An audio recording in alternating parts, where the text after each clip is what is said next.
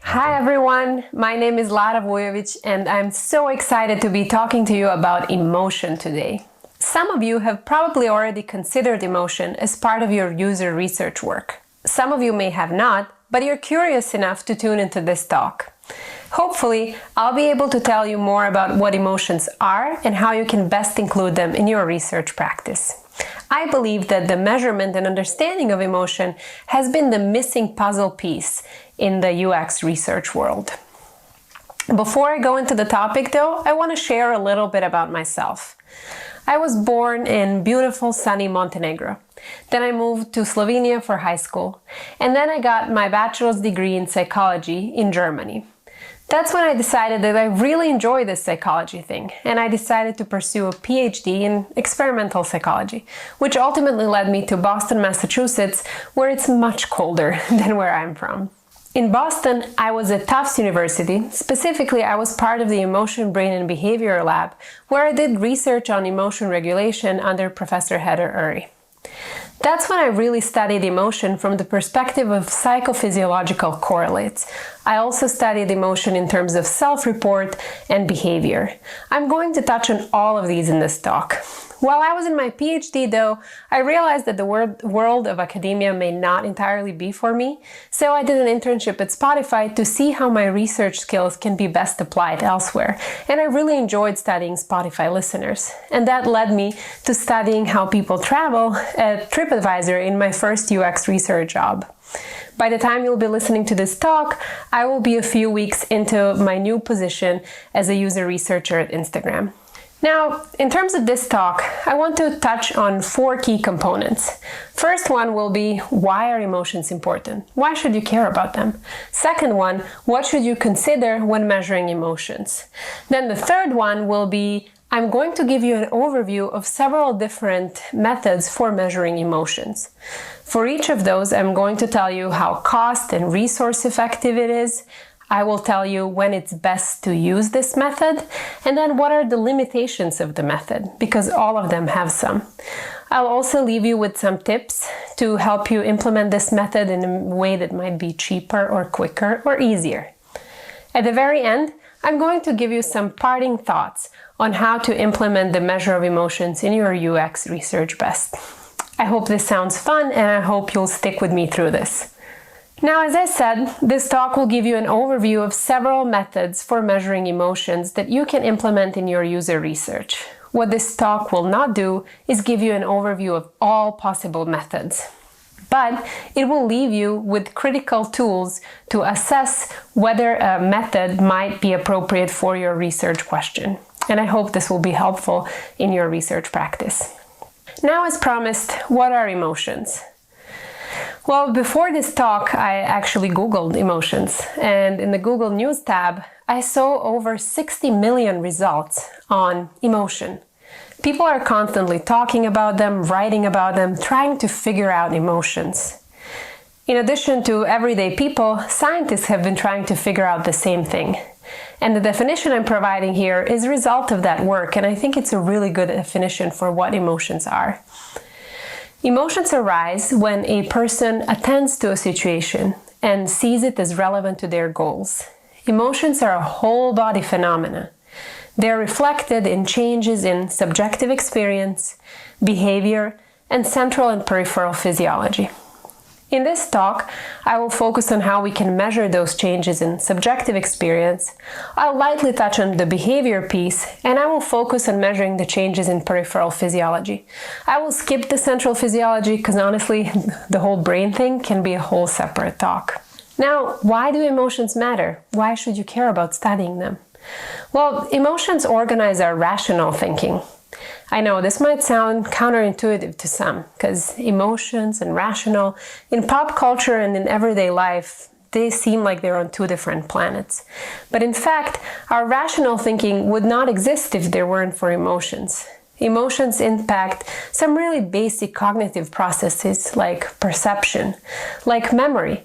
We're more likely to recall positive events if we're feeling good, and more likely to recall negative if we're not feeling that good. Importantly for UX research, I think, emotions impact decision making. You know how those situations when you know your decision in your gut before you can even verbalize it? Well, we can figure out that gut piece through studying your body and bodily signals before you even tell us what kind of decision you made and why. Now, in addition to emotions impacting and organizing our rational thinking, they also organize our social lives. And sure, there are obvious candidates for this, like happiness. If you're happy, you're likely to go out, be active, meet people. But actually, some unpleasant emotions also evolved for a reason. For example, sadness. If you're sad, you're likely to go and look for help for people who are close to you, which ultimately makes you feel even closer to them and more loved. So sadness, in a way, helps us create communities. Anger, for instance, well, anger can fuel social change. If you're feeling really angry about something and your neighbor is feeling the same way, you're more likely to come closer together to impact change. So emotions are pretty cool, but I want to give you an example that shows you how important they are and directly relevant for user research. And I think the example in the current pandemic and wearing a mask could not be more relevant right now. In fact, the pandemic is the reason that we're not right now hanging out together in Toronto, but we're listening to each other through video. So this is a picture of me wearing a mask at my own wedding last month. My UX problem with this mask is, well, it's uncomfortable. It's sticking behind my ears. It's making me feel like I'm lacking air. It's kind of hot underneath that mask. And I'm only associating the mask with unpleasant stuff, like anxiety and fear and desperation, because in the news, that's really what we hear when we hear about masks. We hear about some really horrifying and heartbreaking statistics and grim prognosis. So my behavior in the future might be that I take the mask off even in potentially unsafe situations. Or maybe I might avoid going out altogether because I don't feel like wearing this unpleasant mask. Well, we don't need to redesign the mask to change how people feel about it and their subsequent behavior, because that's costly, might require too much research in a really short time, and we need them right now.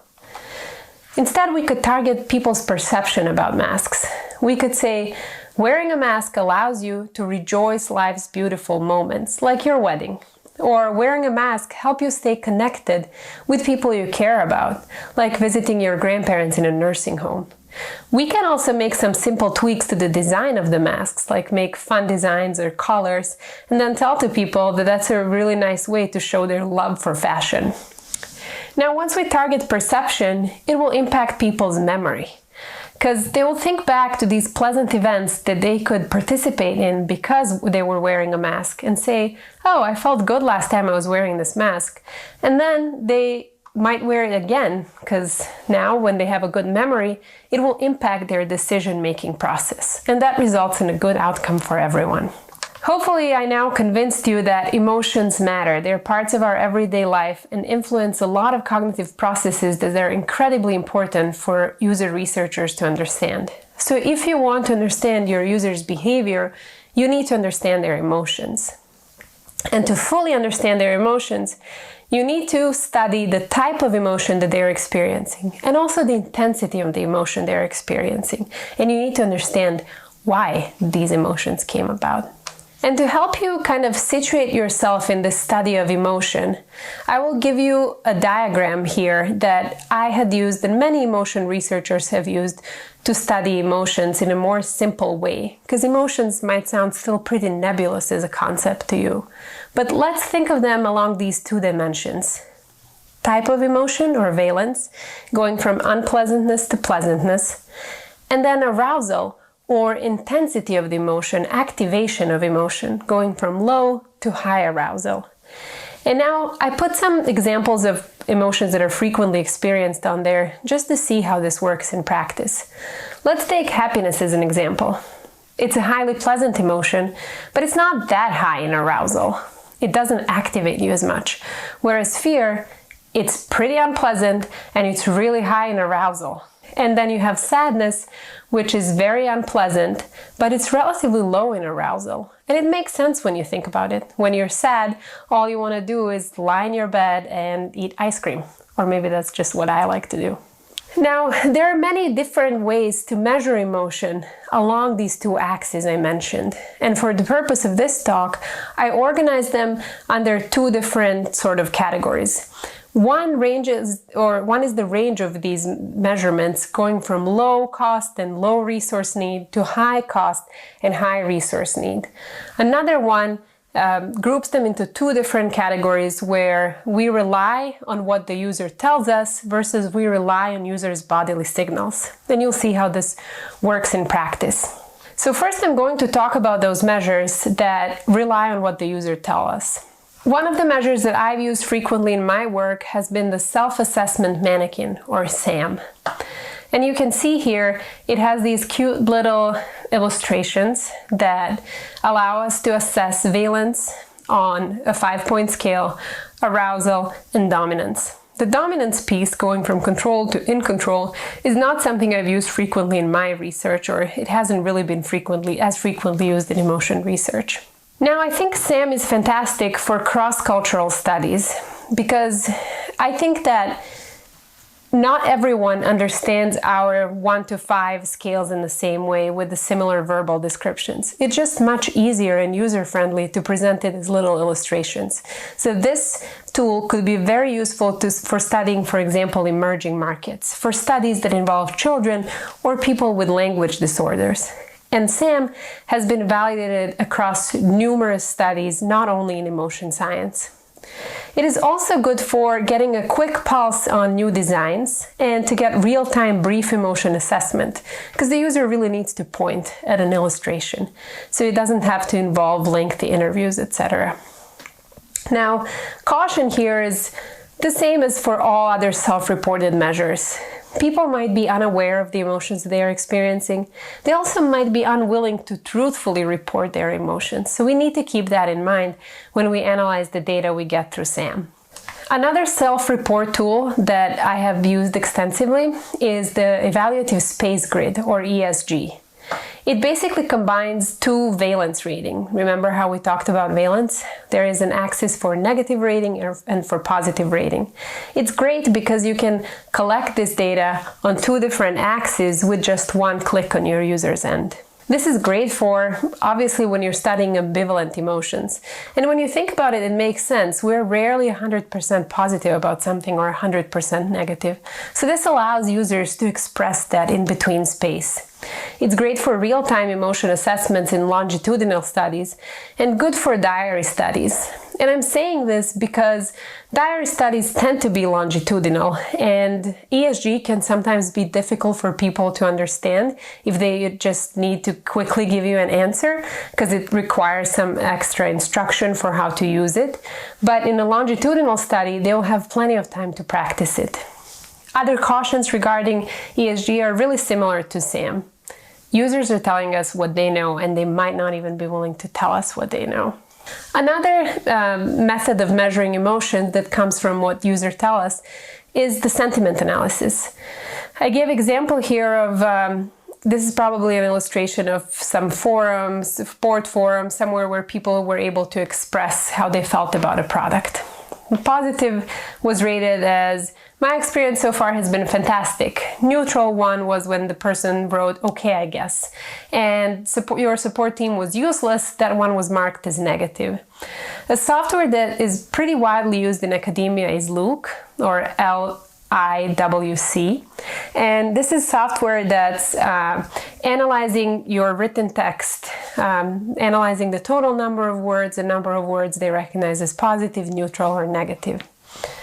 I think this is a really great method when you want to study continuous customer feedback. Let's say you don't have enough resources to do interviews or collect data directly from the users. You can get some feedback that they leave on your website or other websites of your product.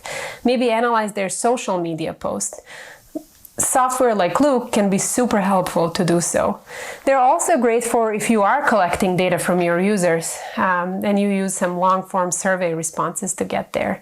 And it's good, again, for diary studies if they involve a lot of writing. Now, the problem with Luke and similar software, as you might guess, is that they cannot recognize irony, sarcasm, or jokes. That's a pretty unique human thing for now, before the robot takeover. So You might miss out also when you use Luke and these written excerpts on the participants' greater context. We don't really know in what mood they were when they were writing what they wrote. You could also do a sentiment analysis by bypassing software altogether and having human coders classify your written text, which I think a lot of people are doing nowadays anyway. So these were some of my favorite methods to measure emotion from what people tell us. But like I mentioned before, sometimes they really don't want to share with us. Sometimes those emotions they're feeling might be perceived as socially undesirable or embarrassing. Sometimes people can't explain why they feel a certain way. Sometimes they don't even have access to emotion they're experiencing. They're unaware that it's there. So what can we do instead? We can measure their psychophysiological signals. Before I go into that topic, I want to do a brief physiology intermezzo. This was probably something most of you know from schools, but I promise it's relevant to get a refresher for this talk. So we have central and peripheral nervous system, as we all know, controlling pretty much everything about us. The central nervous system consists of the brain and the spinal cord, but I'm not going to talk about this today. I will zoom in on our peripheral nervous system. In particular, I want to look at the autonomic nervous system, the one that controls our organs and glands. And the best part about it is that it's subconscious. We have no control over it. So it can do some pretty fun stuff for us, as in it can help give us a glimpse of the emotion people are experiencing without necessarily knowing that they're experiencing it. So the autonomic nervous system has two branches, the parasympathetic branch and the sympathetic branch. Parasympathetic branch is called the rest and digest one, and sympathetic branch is called the fight or flight one. Now you can imagine that they work in opposition from each other. They impact stuff like our digestion, our rate of breathing, our heart rate, our pupil dilation and constriction. And this makes sense that it's involved with emotion.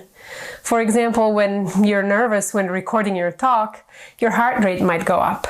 You might sweat more. And this is a dead giveaway that some emotion is happening. There are several different measures of the autonomic nervous system. I'm going to focus on a few that I've used really successfully in the past to measure participants' emotions. In this talk, I'll talk about skin conductance, heart rate, facial muscle activity, and eye tracking. All of these can be measured both in the lab and in the wild. In the lab, I've used the BioPAC system for measuring skin conductance, heart rate, and facial muscle activity.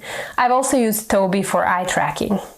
You could also use eye motion that kind of combine all of those, and it's particularly useful, although a little more costly, if you don't have training in emotion research, because they can do the setup for you and data analysis as well. If you want to study in the lab but don't have the equipment, you could partner with a local university psychology or physiology lab.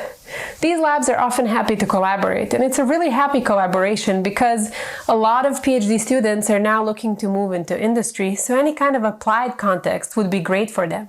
And well, for you, you would get a lot of great advice and help with measuring emotions. In the wild, you can measure emotions or the activity of the autonomous nervous system with wearable devices. You could look into stuff like Empatica and Shimmer, which can provide you these little devices to measure people's skin conductance. Toby has a mobile or eye tracker in the form of glasses. And there are devices that a lot of people naturally have, like the Apple Watch or Fitbit, that could measure their heart rate for you and skin conductance if people are willing to share that data. The measures of the ANS are best used to provide you an objective measure of participants' emotion. They don't need to tell you anything. You can just capture it from their body. They're great for studies that are dealing with uncomfortable topics, where participants may not want to reveal the truth. They can help you get access to emotions that participants just don't know they are yet having. They are also great at giving you real-time emotion data without disrupting the natural flow of the participant task. Sure, you have to do a little bit of setup in advance, but once participants get into the zone, you don't need to interrupt them. Instead, you get very precise millisecond by millisecond picture of the emotions that they're going through. They can really help you understand particular aspects of the UX that elicit emotion at these exact precise times. So it sounds great, right? But they do have some limitations. They're often really expensive and they might require specialized knowledge to set up and analyze. They can be uncomfortable for the participants to wear. You can imagine when we're measuring facial muscle activity, we attach electrodes to people's faces. That's not the most natural of settings to do any tasks. And the biggest limitation is they can be misinterpreted in less controlled environments, especially when people are somewhere outside. We have so much stimuli bombarding us. How do we know which stimuli cause the emotion that we're experiencing? But even in more controlled settings like the lab, sometimes these measures of the ANS might not have to be emotion related at all. This is why it's important to have a very highly controlled study with multiple of these methods involved, but we'll get to that. Now, one of the methods I mentioned I want to touch on here is skin conductance. So you can see on the illustration here of our hand where we could potentially place the sensors to detect skin conductance activity. And basically, skin conductance means we're measuring people's sweat gland activity. And it's a very great, precise measure of arousal. And arousal is a great predictor for our attention and memory.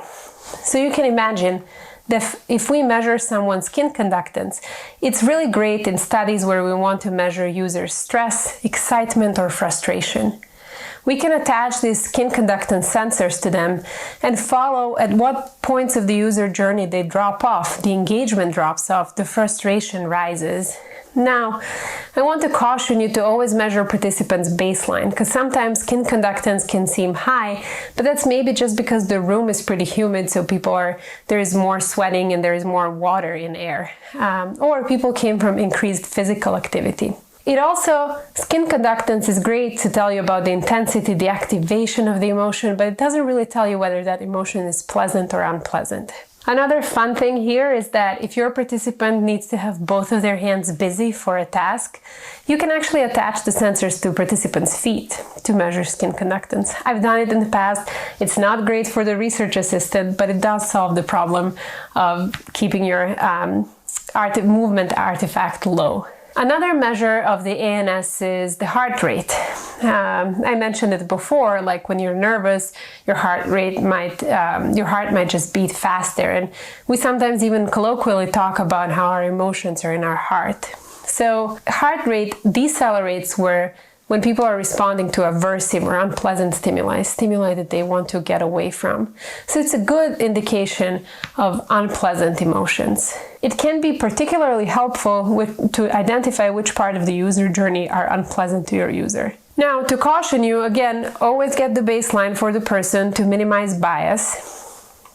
Also be aware that heart rate changes with physical activity, and this is particularly tricky with a wearable device, although a lot of companies that are producing wearable devices tend to account for these sort of biases. Deceleration in heart rate does not only mean going away from an aversive stimuli, it can actually indicate reaction to change, an orienting response that all of us have when something changes in our environment.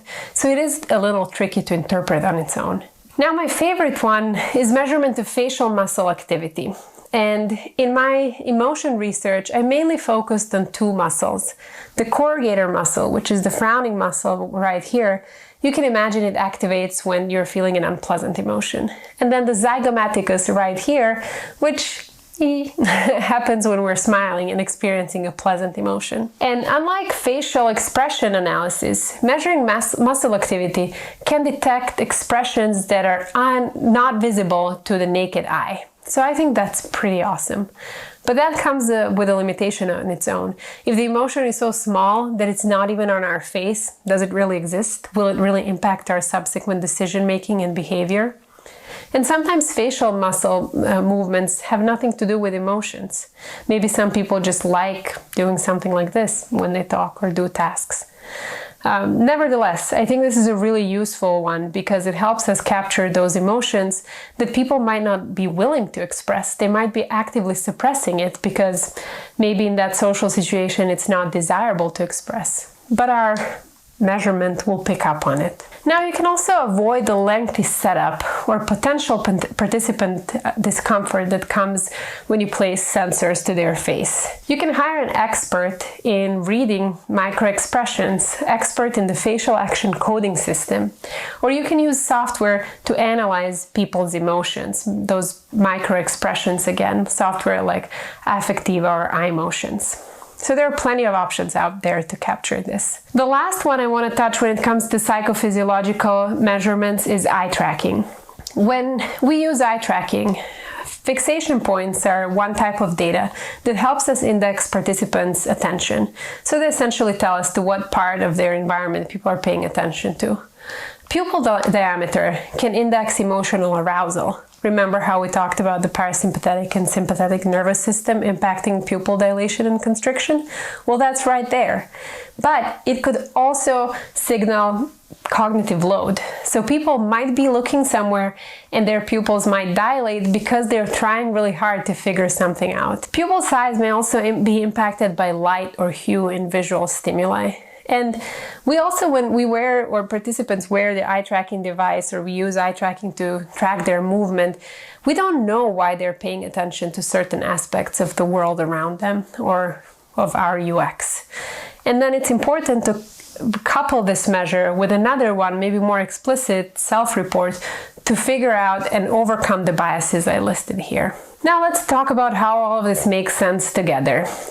You saw that all of these measures I listed here come with some limitations. So really the best way to get at the truth, to really measure your user's emotion, is to combine as many of them as it makes sense with your research question. You can see here a typical setup from my lab in grad school. The first panel is measuring heart rate. The second one is the measurement of skin conductance or sweat gland activity. The third one is measuring of facial activity. And the fourth one is the event marker. This is something we used in our lab to figure out at what point did people experience these emotions. Points were places in our experiment where we showed them different emotional stimuli. So we wanted to make sure we're not missing that. Because it's pretty useless to just look at this whole range of data without knowing what happened when to your participant. So here I have like some sort of ideal case scenario. So we want the participant to tell us how they're feeling at the moment. Eye tracking can help us isolate our areas they're paying attention to. Skin conductance can tell us about the intensity of the emotion they're experiencing. And then facial muscle activity or facial activity or heart rate can tell us about how pleasant or unpleasant the emotion is. But interpreting all of these is really best to do in combination, because often if only one of those measures is indicating emotion and others are not, it's very likely that the emotion is not there and the measure is simply capturing something else. As if all of this wasn't complicated enough when it comes to emotion, I do want to mention one more thing. I think living in as many countries as I showed you in one of the first slides has made me really more attuned to cultural nuances that comes when we study people. And it's really same with emotions. Different cultures experience, express, and recognize emotions differently. And this is something we should be mindful of in our research, especially in our cross-cultural research. And cultures exist even within countries, especially in those that are so multinational and multi-ethnic, like United States or Canada, where it's like the melting pot. So we always need to be aware of those. Now, another word of caution, and this is something that I have sort of mentioned before. Please do not fall into the trap of overinterpreting either the self-report or the bodily signals. Not one measure of emotion is perfect. So consider the relative strengths and limitations for each of those in relation to your research question. And also, never forget to study the context. Two types of context. One, your participant context. Who are they? What are their demographics, socioeconomic, and cultural characteristics? And two, your environmental context. So what else are participants saying and doing while they're experiencing an emotion? And lastly, like I promised, I will leave you with some parting tips on implementing the measure of emotion in UX research. Like I mentioned, best approach is to combine at least two methods and then consider these methods within the larger user context or participant context and their environmental context. But I know it doesn't work like this in everyday life always. I know that user researchers, we often need to work under constraints. So I want to leave you with some tips, cheat sheets for when the real world hits. If you're pressed for time and money, simply use a self-report measure. I think SAM work best because it's so sensitive to different cultures and different ages and populations. If you have an equipped lab and you want to use it, but you need to use it quickly, I'd actually skip the self-report and additional questions. I would just let people go with the task and think out loud, and then you can use the transcript and analyze it, do a sentiment analysis to figure out what emotions they were experiencing throughout. So this would really allow you to focus on those qualitative measures and instead of measures of the ANS, because they might require larger sample size and longer analysis time. If you have a lot of research support or a lot of research assistance, if you can get a lot of people quickly, then go ahead and use some of the ANS measures. But if it's for a super quick study, I don't think it can happen too easily. Number 3, if you have no lab but you have a lot of money, well, you should consider partnering, like I mentioned before, with your local university psychology or physiology lab. You could also invest into wearable devices to track participants' heart rate and skin conductance over whatever period of time you might need in your study. If you're interested in a very specific part of the UX, then include eye tracking in your protocol, whether it's wearable or in the lab. And lastly, if you're one of the lucky ones and have a big budget, high impact study, then combine self-report with at least one more measure of the ANS, and you will choose this measure based on your research question, whether you care more about the intensity of the emotions that people are experiencing or the type, valence, if it's unpleasant or pleasant. Then you should also ensure that your sample is culturally and socioeconomically diverse. I can't stress that enough. And then consider collaborating again with a local university lab, hire an expert micro-expression reader, invest in a sentiment analysis software or tool, or hire research assistants to code written text. Now, I hope this talk has been useful for you. If you have any questions or if you want to chat with me more about this topic, please do reach out. I'm happy to nerd out about emotion in UX research. I hope you have a wonderful rest of your day.